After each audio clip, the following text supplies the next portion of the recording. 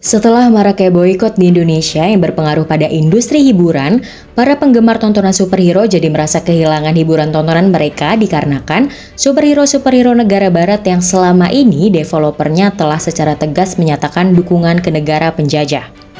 Demi mendukung negara jajahan terdampak, kita akhirnya memilih untuk tidak menonton film-film superhero asal barat tersebut. Namun, di tengah maraknya isu boykot ini muncul beberapa film superhero lokal yang ceritanya nggak kalah bagus, walaupun dari segi CGI dan visual efeknya mungkin masih kalah jauh.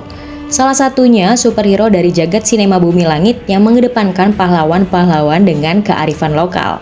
Nah, selain dari Bumi Langit, kali ini Minsource mau kenalin salah satu film superhero tokusatsu lokal yang lagi tayang di bioskop CGV nih, yaitu Bardion Smart Protector.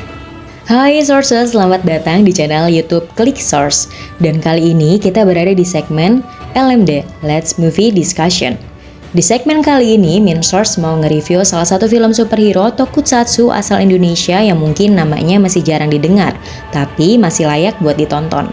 Tanpa berlama-lama lagi, yuk kita langsung ke reviewnya.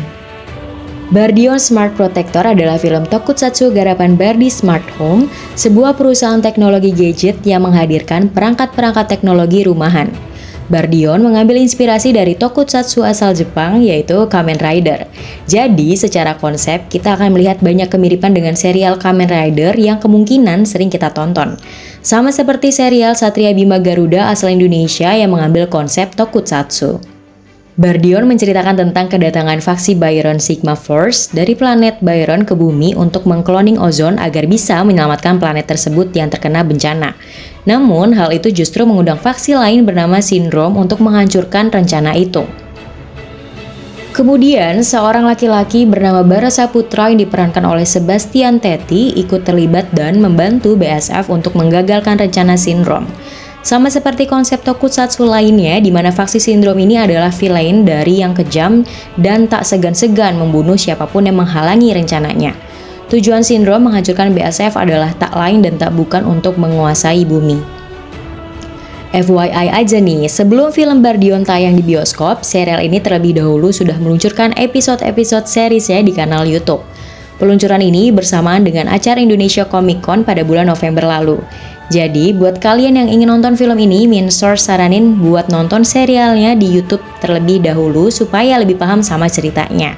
Tapi, kalau nggak sempet, kalian masih tetap bisa enjoy menikmati ceritanya kok yang di bioskop. Oke, dari segi kualitas visualnya mungkin CGI-nya masih di bawah. Ada beberapa scene yang masih kelihatan jelas banget efeknya masih kayak kartun. Secara make-up karakter seperti make-up darah atau make-up bekas luka, itu Minsource masih melihat adanya kekurangan. Yang dimana bekas lukanya kelihatan kurang real. Namun semua itu nggak mengganggu jalannya cerita film ini. Lalu untuk acting tiap pemainnya mungkin karena yang main ini bukanlah artis-artis profesional yang jam terbangnya tinggi, jadi ada beberapa pemain yang actingnya masih sedikit kaku. Menurut Minsource, yang actingnya lumayan bagus itu hanya karakter Haruka dan Joyce saja. Untuk sisanya mungkin harus ada peningkatan lagi ya. Terlepas dari kekurangan yang Minsource sebutkan secara alur cerita, Bardion ini memiliki konsep yang sangat baik. Cocok banget buat dinikmati pasar remaja hingga dewasa. Sayang aja karena marketing untuk film ini masih kurang, jadi belum menyentuh pasar yang lebih banyak. Di film ini juga kita akan ngelihat beberapa influencer yang mungkin kita kenal yang menjadi cameo di sini. Minsource harap serial Bardion ini bisa lebih diperkenalkan lebih luas lagi, supaya kita jadi punya opsi nih nonton film-film superhero tanpa harus boykot, ya nggak?